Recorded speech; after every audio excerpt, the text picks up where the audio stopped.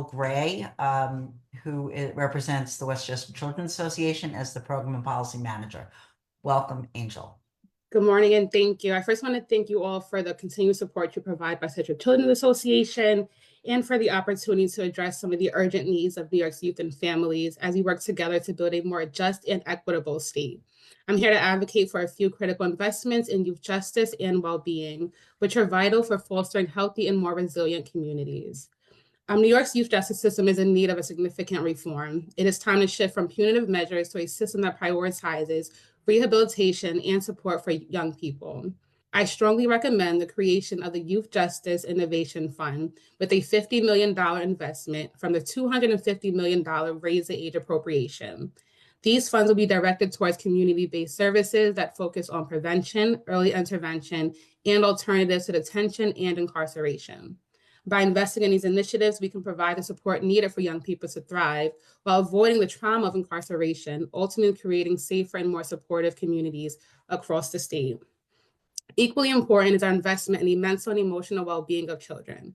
Too many young people today face mental health challenges that are compounded by a lack of accessible services. I call for the establishment of the Child and Family Wellbeing Fund with a $30 million investment to support community-based programs that strengthen families and promote the overall health and development of children. This funding will help create a stronger safety net for families, ensuring children have the support they need to grow into healthy, well-adjusted adults. Furthermore, it is critical that we invest $195 million to improve New York's children's behavioral health system. This includes expanding access to essential mental health services through Article 31 and Article 32 programs, as well as enhancing programs like the Children and Family Treatment and Support Services, CFTSS, and the Home and Community-Based Services, HCBS. These services are vital for addressing the mental health needs of children, particularly those who are at risk. By doing so, we will help create an environment where young people can grow and develop in a healthy, supportive setting, giving them the foundation they need to succeed in life. Investing in youth and their well-being is one of the most critical and important steps we can take to build a stronger, more equitable New York. The creation of the Youth Justice Innovation Fund and investments in the Child and Family Wellbeing Fund and behavioral health systems are essential to ensure that every young person has the opportunity to succeed, free from the trauma of a broken system. These investments will not only change the lives of individual children, but will have a lasting impact on the communities across the state. I truly encourage you guys to prioritize these investments. And again, we thank you for all the support you do provide for children and families throughout Westchester County and New York State as a whole. Thank you so much, Angel. Hi, Gabriella. Hi, thank you. My name is Gabriella Nanna, and I am the Program and Policy Associate at the Westchester Children's Association. First, thank you to the New York State Westchester Delegation for your relentless advocacy and continued leadership.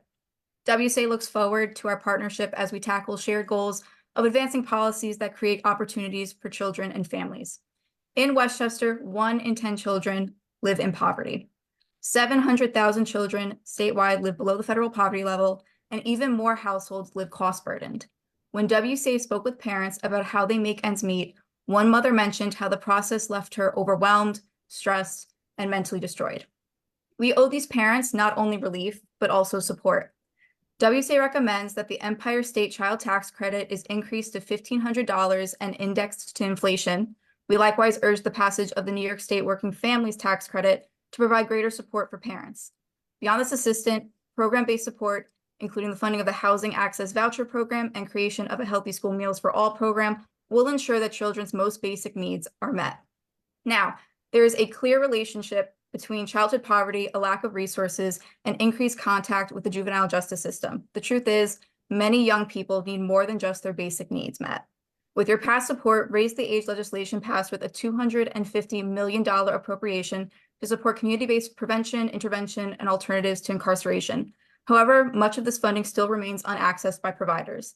The proposed solution is a simple change to funding structure. Allocate $50 million of the current expenditure to a Youth Justice Innovation Fund where community-based organizations can apply directly for these dollars.